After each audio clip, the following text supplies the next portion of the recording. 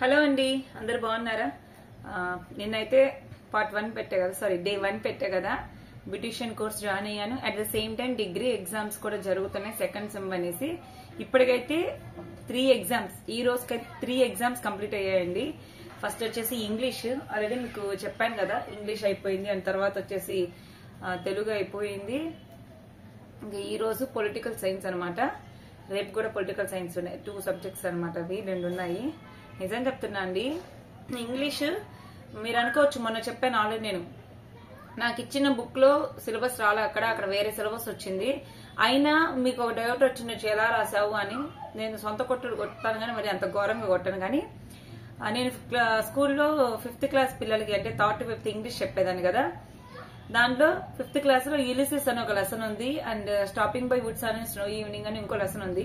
ఆ 2 లెసన్స్ ఇక్కడ వచ్చాయనమాట. సో అలా కవర్ చేశాను. స్కూల్లో చెప్పింది కొంచెం ఆ లెసన్స్ వచ్చాయి ఇంగ్లీష్ లో, అది అలా రాశాను. నిన్న తెలుగు అంటారా, తెలుగు మనకేంటంటే అంతా ఇంకా భాష, లేకపోతే భాష గురించి, అనువాదం గురించి, వ్యాసాల గురించి, వార్తల గురించి, ఇంకా తెలుగు దాన్ని ఏమంటారు, తెలుగు టైపింగ్ ఉంటుంది కదా, అట్లా వాటి గురించి ఉంది. ఇదంతా నాకు ఎక్కడ వచ్చింది ఈ నాలెడ్జ్ అంటే, నేను టీటీసీ చదివేటప్పుడు 2nd ఇయర్ లో మెథడాలజీ అని ఉంది, తెలుగు మెథడాలజీ.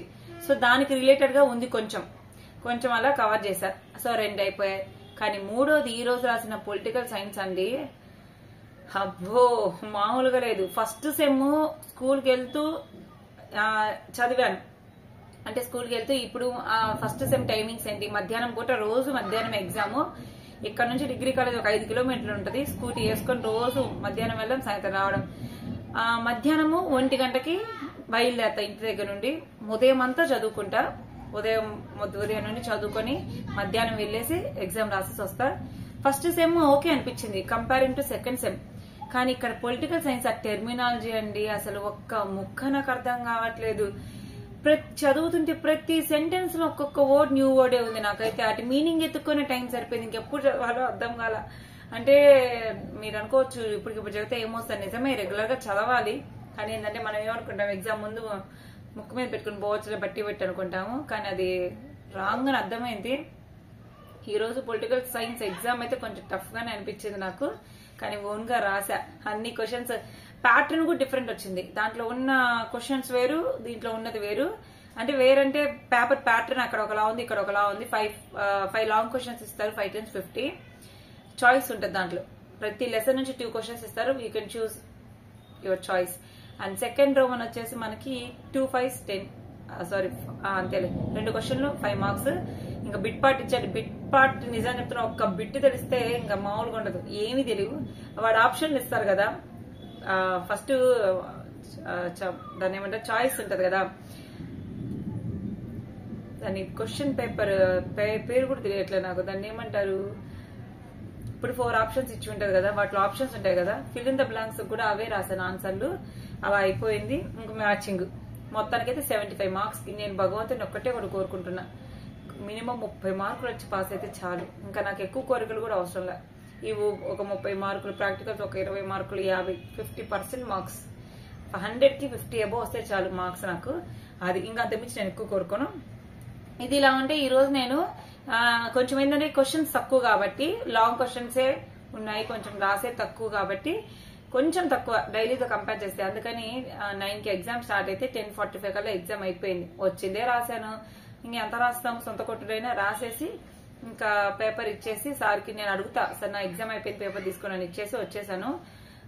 వచ్చాక 11కి బయలుదేరితే 11:10 కల్లా నేను ఇన్స్టిట్యూట్ లో ఉన్నా. ఆ తర్వాత ఏమైంది, నేను వెళ్ళేసరికి క్లాస్ గోయిందా. ఈరోజు స్ప్లిట్ ఎండ్స్ అంటాం కదా, జుట్టు చివరిన చిట్లు ఉంటుంది చూసారు కదా, ఈరోజు నూనె పెట్టుకున్నారు, చూడకాకండి. అది ఎలా కట్ చేయాలో చూపించారు. అంటే చిట్లిన వెంట్రుకలు ఉంటే మనకు జుట్టు పెరగదంట. చాలా మంది అస్సలు హెయిర్ కట్ చేయరు. నేను ఎంత మందిని చూశానంటే, ఎంత పెద్ద బారు వేసుకుని ఉంటారు, చివరి అంత కత్తిరించడానికి బాధపడతారు. అసలుకి ఈ చివరి చిట్లు ఉండడం వల్ల జుట్టు ఇంకా పెరగదు, గ్రోత్ అక్కడతో ఆగిపోయిందంట. నేను వెళ్ళేసరికి క్లాస్ కంప్లీట్. వాళ్ళకి చెప్పాను, నేను డిగ్రీ వెళ్తున్నా, ఎగ్జామ్స్ కి లేట్ అయితేని. క్లాస్ అయిపోయింది కాబట్టి ఇంకా నోట్స్ ఇచ్చారు, నోట్స్ రాసుకున్నాను. కానీ ఎలా కట్ చేయాలో చెప్పారు, వీడియో ఒకటి చూసాను వాళ్ళు తీసింది. పార్టీషన్స్ కట్ చేసుకుని ఇలా ఒక్కొక్కటి రోల్ చేసుకుంటూ ఉంటే ఇట్లా అంటే పైనుండి ఇట్లా జుట్టు మొత్తం దూకొని ఇట్లా ఇట్లా ఇట్లా ఇట్లా పైకి అంటామంటే ఇప్పుడు మనకి ఎక్స్ట్రా వచ్చింది కదా అదే అన్నమాట. అవి కట్ చేసేస్తారు. తర్వాత వచ్చేసి నోట్స్ చెప్పారు. ఉదయం అయితే నేను నూనె పెట్టుకోలేదండి. మధ్యాహ్నం ఏందో ఇంక తిరగడమే పని అయిపోయింది కదా. ఎండకి వెళ్ళేసరికి అసలు తల హీట్, తల నాకు అడిగిద్ది, నా తల అడిగిద్ది నూనె పెట్టు నూనె పెట్టు నూనె పెట్టు. ఎందుకంటే అంత వేడెక్కింది. ఈ నుదురు గాని ఇది గాని మామూలుగా ఇంకా ఇంజిన్ వేడెక్కింది చూసారా. నీళ్లు చల్లితే దోశ పైన హీట్ ఎక్కింది, అలా హీట్ ఎక్కింది ఆ బుర్ర. ఇంకా వాళ్ళు మనం నేర్పించారు కదా హెడ్ మసాజ్ ఎలా చేయాలో. అయితే అది 45 మినిట్స్ చేయాలి. బట్ మనకు అంత టైం ఉండదు, మనం అంత చేసుకోలేము. ఏది కూడా సెల్ఫ్ చేసుకోవడం చాలా కష్టం. కాబట్టి నాకు అందులో నేర్చుకున్న దాన్ని కొంచెం ప్రయోగించా ఈ రోజు. మా అమ్మకి చేస్తుంటే మా అమ్మ వద్దన్నది, ఆమె నిదానంగా బతిలని మా అమ్మకు కూడా చేయాలి. కొంచెం ఆయిల్ తీసుకొని డబుల్ బాయిల్ చేసుకొని, ఆయిల్ డబుల్ బాయిల్ చేసుకోవాలంట. అంటే డైరెక్ట్ గా ఆయిల్ మనం గిన్నెలో పోసి స్టవ్ మీద పెట్టకుండా ఆల్రెడీ ఒక బౌల్ పెట్టుకుని దాంట్లో హాట్ వాటర్ పెట్టుకుంటే వాటర్ హీట్ అయిన తర్వాత దాంట్లో గిన్నె పెట్టి ఆయిల్ వేసి అలా కాగబెట్టుకున్న మెథడ్ ని డబుల్ బాయిలింగ్ అంటారు. ఈవెన్ రోజ్ వాటర్ కూడా అలానే ప్రిపేర్ చేస్తారు తెలుసా, డబుల్ బాయిలింగ్ మెథడ్ లో. అండ్ అలా చేసుకున్న నూనెని గోరువెచ్చంగా మన తలకి ఎంత వెచ్చదనం అయితే అవసరమో అంత వెచ్చదనమే ఉంచుకొని కాటన్ తీసుకొని దాంట్లో డిప్ చేసి ఇలా ఇలా లేయర్స్ గా హెయిర్ అంతా రూట్స్ కి, హెయిర్ కాదు ఫస్ట్ రూట్స్ కి అప్లై చేసుకొని ఇంకా కింద నుండి ఇలా ఇలా పట్టుకొని ఇట్లా ఇట్లా మసాజ్ చేయాలి. తర్వాత ఈ 2 ఫింగర్స్ తో ఇలా ఇలా ఇలా ప్రెస్ చేయాలి. అండ్ తర్వాత ఇలా ఇలా జుట్టు ముడిపెట్టి ఇలా అంటే పైన చుక్కీలేంటే ఇట్లా లాగడం గాని అట్లా. తర్వాత ఇంకా చాలా ఉంటాయి. ఇలా పట్టుకుని ఇలా అనడం గాని. నేనైతే ఒకటి చెప్తానండి, ఏది కూడా 30 రోజుల్లో రాదు. కాకపోతే బేసిక్స్ మినిమం అనేది తెలుస్తుంది. ఆ నాలెడ్జ్ ని బట్టి మన భవిష్యత్తులో ఇంకేదన్నా నేర్చుకోవడానికి ఉపయోగపడుతుంది. సర్టిఫికేట్ అనేది ఉంటుంది. నేనైతే బ్యూటీ పార్లర్ పెట్టుకుందామని ఆలోచన అట్లా ఏం లేదు. కాకపోతే నేర్చుకుని పెట్టుకుంటే ఎప్పటికైనా ఉపయోగపడుద్ది కదా. ఎందుకంటే అప్పటికప్పుడు అన్ని నేర్చుకోలేము. మనకి సమయం అందుబాటులో ఉన్నప్పుడు, కొంచెం మనకి ఫెసిలిటీస్ ఉన్నప్పుడే నేర్చుకుంటే రేపు ఒకనొక సందర్భంలో ఈ విద్య అనేది మనకు ఉపయోగపడుద్ది. ఇప్పుడు నేను అప్పుడెప్పుడు టీటీసీ చేయబట్టి ఈ రోజు కష్టకాలంలో గవర్నమెంట్ జాబ్ రాకపోయినా ప్రైవేట్ జాబ్ చేసుకుని నా ఖర్చులకు నేను సంపాదించుకోగలుగుతున్నా కదా. నేనున్న సిచ్యువేషన్ నా కుటుంబానికి భారం కాకుండా నా ఖర్చులు నేను సంపాదించుకున్నా అంటే ఆ రోజు నేను చదివిన చదువు, నేర్చుకున్న విద్య. స్కూటీ నేర్చుకుంటున్నా. ఇప్పుడు స్కూటీ నేర్చుకున్న ఎంత ఉపయోగం అంటే ఇప్పుడు అర్థమవుతుంది నాకు. ఇప్పుడు ఫర్ సపోజ్ నేను ఆ క్లాస్కి వెళ్ళాలి, ఫస్ట్ ఎగ్జామ్కి వెళ్ళాలి. మా నాన్ని నేను 8ంటికి బయలుదేరాను. నాన్న లేనాన్న 7:30కి లేపి మా నాన్న ఇద్దరు లేపి, పాప షుగర్ ఉన్న మనిషి, పనిచేసి అలసిపోయి ఉంటాడు, వాళ్ళకి ఇంకా హుషారు ఉండదు. పైగా కరోనా వచ్చి దెబ్బతిన్న మనిషి. మా నాన్ని బలవంతంగా లేపి మా నాన్ని రెడీ చేయించి మా నాన్న నన్ను ఎగ్జామ్ సెంటర్ కాడ వదిలిపెట్టి మళ్ళీ నా దగ్గర ఫోన్ ఉండదు జేబులో, అదే మన ఫోన్ తీసుకెళ్లకూడదు, ఫోన్ ఉండదు. మళ్ళీ 11ంటికి మా నాన్న అక్కడ వెయిట్ చేయనానా అని చెప్పి మళ్ళీ మా నాన్న చేత వెయిట్ చేయించి, సరే అక్కడ ఒకేలా నేను అక్కడ దగ్గర కాబట్టి నడుచుకుంటూ వెళ్ళిపోతా. సరే ఇక్కడికి వచ్చాక ఎండకు ఉండలేక మళ్ళీ మా నాన్న ఫోన్ చేయడం అసలు పెద్ద రిస్క్ అండి చెప్తాను. ఎందుకంటే మా ఇల్లు ఏజ్ లో ఉంటది. ఆ టౌన్కి వెళ్ళాలంటే దాదాపు మినిమం టౌన్ లోకి వెళ్ళాలంటే కిలోమీటర్ పట్టింది, అంత దూరం ఉంటది. ఇంకా ప్రతి దానికి డిపెండ్ అవుతూ ఉండాలి. పైగా నడిచి రావడం సమస్య కాదండి. మీరు అనుకుంటే నడిచి వెళ్ళొచ్చు, కానీ నడిచి వస్తుంటే ప్రాబ్లం ఏముంటుందంటే మనం లగేజ్ మోయలేము. నేనైతే మోయలేను. నాకు ఏంటంటే నేను ఎంత డెలికేట్ అంటే అంత డెలికేట్. మీరు అనుకుంటారు నువ్వు ఇంత సెన్సిటివ్ అని. మా అమ్మమ్మ గాని, మా నానమ్మ గాని, మా అమ్మ గాని, మా నాన్న గాని వీళ్ళందరూ పెళ్లిళ్ళు ఎట్లా చేసుకున్నారు తెలుసా? వాళ్ళలో వాళ్ళే బయటకు ఎక్కడ చేసుకోవాలి. వాళ్ళ మేనమామల్ని గాని, వాళ్ళ బావల్ని గాని, అట్లా మరదల వరుస ఇట్లా చేసుకున్నారు. మా అమ్మ కూడా మా అమ్మ వరుసన బావ వరుసన అవుతారు మా నాన్న. మా అమ్మమ్మ కూడా వాళ్ళ మేనమామ చేసుకుంది. మా అమ్మమ్మ వాళ్ళ అమ్మ కూడా వాళ్ళ మేనమామనే చేసుకుంది.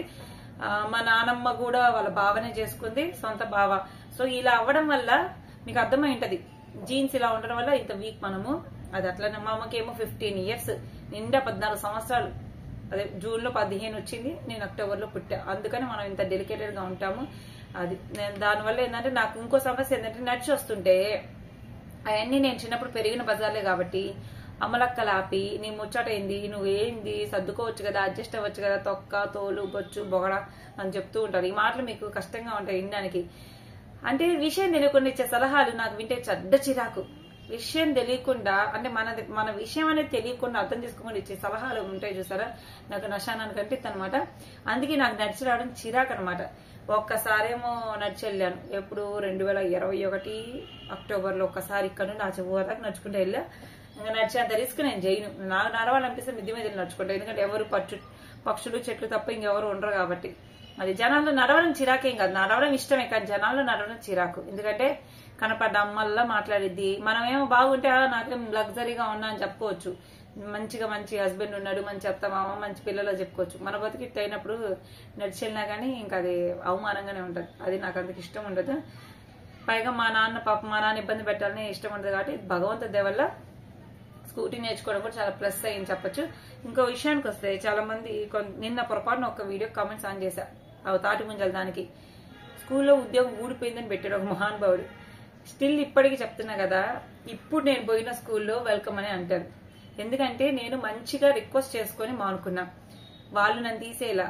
నేను డిసెంబర్లో మా ప్రిన్సిపల్ సార్కి, సార్ మా అమ్మకి అప్పటికి డిసెంబర్లో నాకు డిగ్రీ సెమ్ 1 ఎగ్జామ్స్ ఉన్నాయి. అట్ ద సేమ్ టైం మా అమ్మకు కూడా మేము ఆపరేషన్ చేపిద్దాం అనుకున్నాము, సర్జరీ. సో రెండింటికి డిస్టర్బెన్స్ అవ్వకుండా నేను బ్యాలెన్స్ చేయలేను. ఒక పక్క స్కూల్ టెన్షన్స్, పిల్లల ఎగ్జామ్స్. మనం ఏంటంటే స్కూల్లో లీవ్ పెట్టే సిచ్యువేషన్ ఉండదు, కుదరదు కూడా దాదాపు లీవ్స్ పెట్టడం అనేది ఒకనొక సిచ్యువేషన్ లో. సార్ ఇక్కడ కుదరదు సార్, నేను ఇవి లీవ్ తీసుకుని నా వర్క్ నాకు తప్పదు సార్, నేను కంప్లీట్ గా మానేస్తానని చెప్పాను డిసెంబర్లో సార్కి. సార్ ఏమన్నానంటే, సార్ మేడం మీ అమ్మగారికి అవసరమైతే మీరు వెళ్ళండి, ఆపరేషన్ చేయించుకోండి ప్రశాంతంగా, మీరు కొన్ని రోజులు చూసుకోండి, ఒక వారం 10 రోజులు చూసుకోండి, మీరు ఒక పూట వచ్చి వెళ్ళండి చాలు అని అన్నారు. బయో వేసుకొని చక్కగా హాఫ్ డే వచ్చి వెళ్ళండి మేడం, మిమ్మల్ని మేమేమి ఇబ్బంది పెట్టము అని చెప్పాడు. అలా మంచితనంగా వాళ్ళు చెప్పినప్పుడు మనం ఏమంటాము? పైగా అకాడమిక్ ఇయర్ మధ్యలో నేను పిల్లలకి 99% కూడా నాకు ఎంత ఇంకోటి ఇష్యూస్ ఉన్నా గానీ దాదాపు ఇంకా మరీ పెద్ద ఇష్యూ అయితే నేను చెప్పలేను, కానీ చిన్న చిన్నవి కొంచెం అడ్జస్ట్ చేసుకోగలివి అయితే పిల్లలకి అకాడమిక్ ఇయర్ మధ్యలో నేను మానేను, ఖచ్చితంగా మానేను. అది అందుకని నేనేమనుకున్నా అంటే, అప్పుడు ఏమైందంటే మా అమ్మకి ఆపరేషన్ ఇంకా చేపిలేదనమాట. మా నాన్న కాలు దెబ్బ తగలడం వల్ల ఆపరేషన్ పోస్ట్ పోన్ చేశాము. సో అందుకని కంటిన్యూ అయ్యాను స్కూల్లో. ఇంకా ఎలాగూ రేపు జనవరి సంక్రాంతి హాలిడేస్ చేపించుకుందాం అన్న ప్లాన్తో కంటిన్యూ అయ్యాను. ఇంకో ఆలోచన ఏంటంటే, ఓకే అకాడమిక్ ఇయర్ కంప్లీట్ చేసి మానుకుందామని గమ్మున ఉన్నా. 1 వీక్ లీవ్ తీసుకుని డిగ్రీ సెమ్ 1 ఎగ్జామ్స్ రాసేసుకున్నా. లీవ్ ఇచ్చారు, నా శాలరీ కట్టేది, అంటే దాన్ని ఏమంటారు, శాలరీ కట్టేది ఖచ్చితంగా. క్యాజువల్ లీవ్స్ అనేది మాకు ఒకటే ఉంటది. తర్వాత వచ్చేసి ఇంకా కంటిన్యూ అయిపోయాను. జనవరిలో కూడా చేపిలా మా నాన్న, ఎందుకంటే డబ్బులు అవి చూసుకోలేదు కాబట్టి కొంచెం మనీ అడ్జస్ట్ కాలేదనమాట. ఇంకా రీసెంట్ గా చూపించుకుంటే మీకు తెలిసింది ఇంకా పెద్దదైపోయింది అది ఇది అనేసి. ఇంక ఇప్పుడు విషయానికి వస్తే, అసలు నేను ఒక ప్రైవేట్ స్కూల్ కి ఏదైనా జాబ్ కి ఎలా వెళ్ళగలుగుతాను చెప్పండి? నేను ఎంత వీకో ఇప్పుడే చెప్పా. కానీ ఎంత వీక్ అయినా నేను ఎంత పనైనా చేస్తా వాళ్ళు ఇలాగా. కానీ ఒక ఇంట్లో మా అమ్మ ఉంది, ఈ కిచెన్ లో మా అమ్మదే పెత్తనం, నాది కాదు. నేను ఏదైనా వంట చేస్తానంటే వాళ్ళు ఒప్పుకోరు, వాళ్ళు తినరు కూడా. అంటే ఎవరు ఒక్కొక్కరు ఒక్కో వంటకు అలవాటు పడి ఉంటారు. మా నాన్న మా అమ్మ వంటకు అలవాటు పడ్డాడు, నేను చేసిన వంట మా నాన్న తినడం మా నాన్న వల్ల అప్పుడప్పుడు ఎదుగుని రోజు కాదు. పైగా వాళ్ళ ప్రాసెస్ వేరు, నా ప్రాసెస్ వేరు. మనదంతా యూట్యూబ్ వంట. ఈవెన్ బాగున్నా గానీ ఆ వంట తినడానికి ఇష్టపడిన వాళ్ళకి అది కష్టంగా ఉంటది.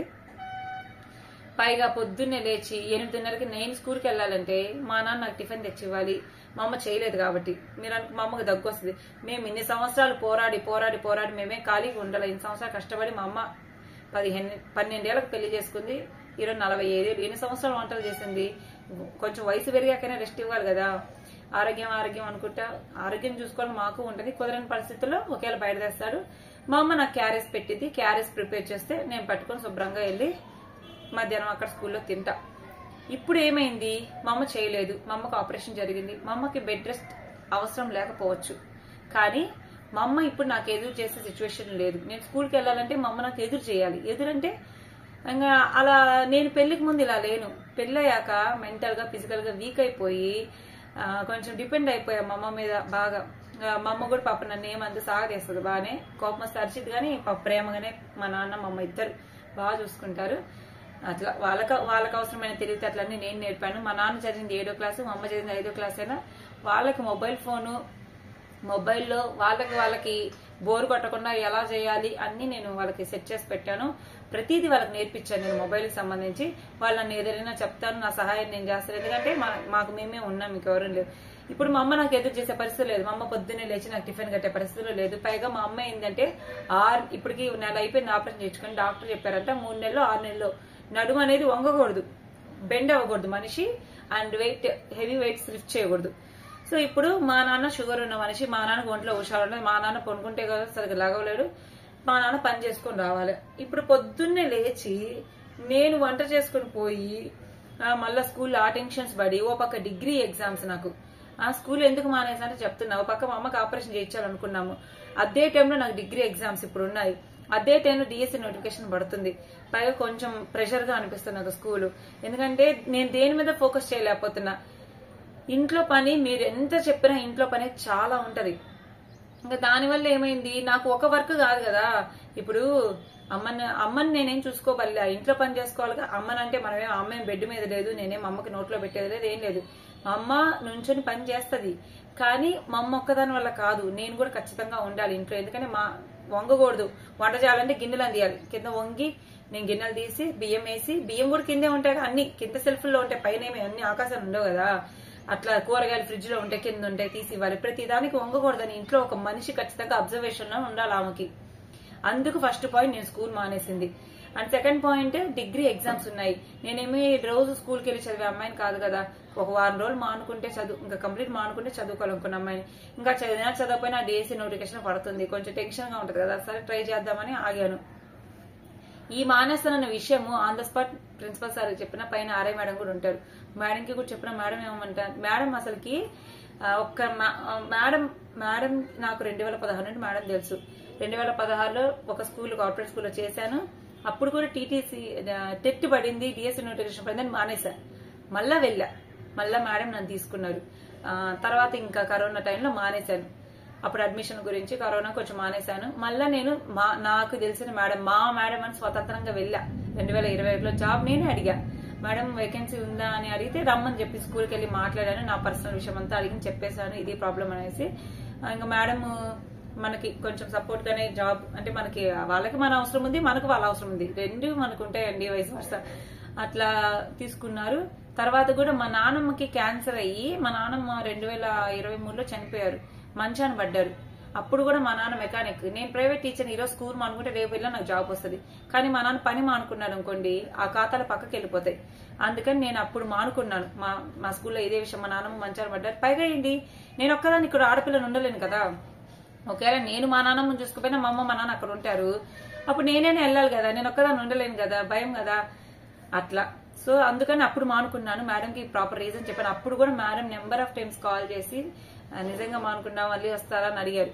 అంటే మనకి సంస్థ అవసరం, మనకు అవసరం జాబు, వాళ్ళకి మనం అవసరము.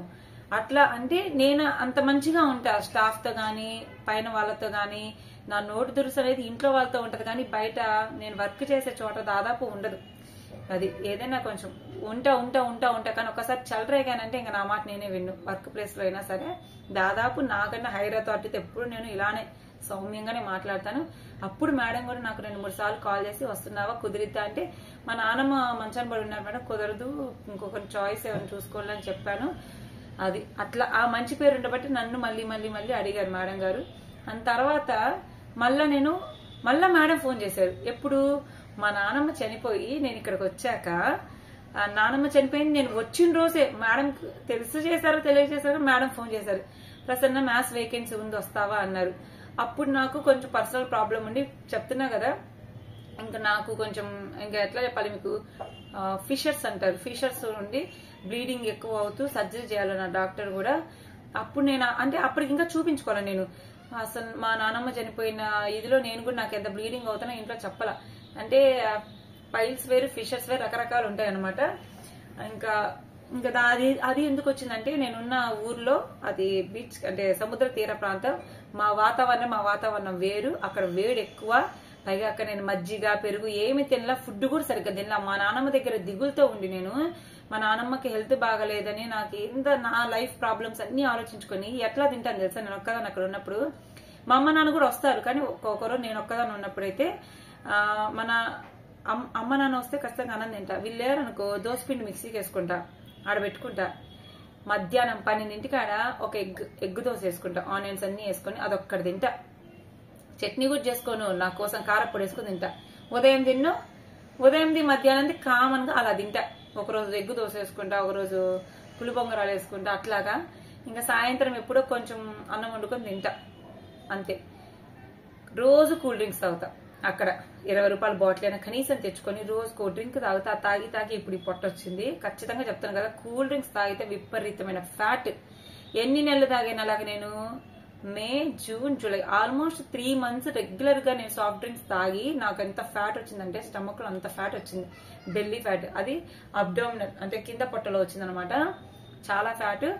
ఇంకా అప్పుడు మానేశాను, మళ్ళా మా ఊరు వచ్చేసాను. మేడం కాల్ చేశారు వేకెన్సీ ఉందంటే, అప్పుడు నా ప్రాబ్లం నాకుంది కాబట్టి మేడం, అప్పుడు మేడంకి ఏం చెప్పాను నేను, మేడం ఏదో డిఎస్సి నోటిఫికేషన్ పడుతుంది తర్వాత వస్తానులే మేడం అని చెప్పా. అంత స్థాయిలో ఉన్న మనిషి నాకు ఫోన్ చేస్తే కాదు అనాలంటే నాకు చాలా భయం. అంటే ఆ మేడం ప్రిన్సిపల్ కన్నా పై స్థాయి అనమాట. ఆ మేడం ఫోన్ చేసి నేను కాదు అనాలన్నా నాకు భయం తెలుసా, ఎందుకంటే మనకు అవకాశాలు రావు, వచ్చిన అవకాశాన్ని మనం దుర్వినియోగం చేసుకోకూడదు. నేను చాలా సౌమ్యంగా చెప్తా, కైండ్ గా, మేడం ఇప్పుడు డిఎస్సి పడుతుంది కదా నెక్స్ట్ వస్తాననేసి అలా చెప్తాను అనమాట. తర్వాత ఎందుకంటే ఆ స్థాయిలో ఉన్న మనకు ఫోన్ చేసినా మనం బిల్డప్ కొట్టకూడదు. మన స్థాయి ఎంత, మనం ఇక్కడ ఉన్నాం వాళ్ళు అక్కడ ఉన్నారు, వాళ్ళ నుండి వచ్చిందంటే మనం ప్రౌడ్ గా ఫీల్ అవ్వకూడదు.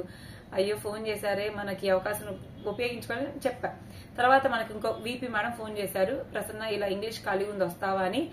ఈ గ్యాప్ లో ఏమైందంటే నేను ఒంగోలు వెళ్ళాను, హాస్పిటల్లో చూపించుకున్నాను. బాలాజీ సార్ అని మంచి సార్, అప్పుడు కిమ్స్ లో ఉంటాడు, ఇప్పుడు లేరులే ఆయన చూసి ఇంకా దానికి చాలా చాలా ప్రాసెస్ ఉంటుంది. ఎనిమా చేశారు, ఇంకా ఒకటి పై పెడతారు, దాన్ని అయితే స్కోపీ అంటారు, దాని పేరు కూడా నాకు రావట్లా, ఎండోస్కోపీ లాగా ఇంకోటి ఏదో పెడతారు దాన్ని చూడడానికి అనమాట. కెమెరా అనేది పంపించి చూశారు, కొంచెం లైట్ గా ఉంది, ఖచ్చితంగా సర్జరీ చేయాలని చెప్పారు. నేను రిక్వెస్ట్ చేసుకున్నా, సర్జరీ అంటే నాకు భయం కదా, ఇంతవరకు ఒంటి మీద ఒక సర్జరీ చేయించుకోవాలా, ఎందుకంటే డాక్టర్ సర్జరీ కొంచెం మెడిసిన్ ఏమైనా తగ్గిద్దా అంటే సర్జరీ చేయించుకోవాలమ్మా అన్నాడు. సర్లే చేయించుకుంటాను కానీ ఈలోపు మందులు ఇవ్వండి సార్ అని అడిగాను.